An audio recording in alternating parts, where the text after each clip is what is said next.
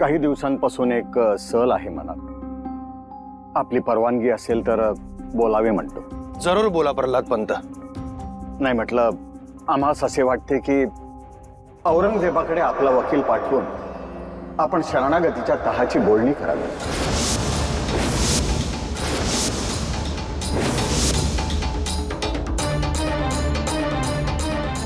राजे, असे किती काळ आपण रानोमाळी भटकणार आहोत? राजे, मुघली फौजेने आपल्या मुलखात काय तबाही माजवली आहे हे आपण जाणताच आहात। त्यात आपली मागची फळी कमकुवत झालेली आहे, रसद संपलेली आहे, जनावरांसाठी दाणा गोटा नाही, पाणीही नाहीये प्यायला। त्यात मुघली फौजेने पाणी विषारी करून टाकले आहे।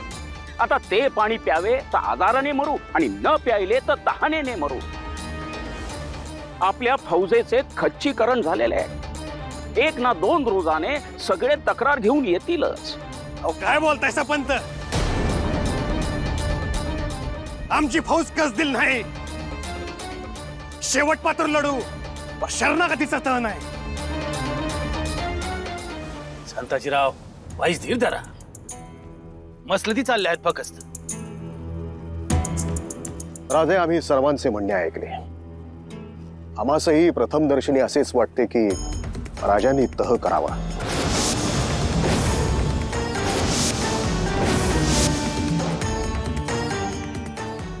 शरणागतीच्या तहाचा प्रस्ताव आज बादशाकडे पाठवला तर निदान आपल्या 4 अटी तर तो मान्य करेल। पण तामत्या, तुम्ही बी हेच बोलताय सा? आम्हासनी तुमच्याकडनं ही अपेक्षा अजिबात नव्हती।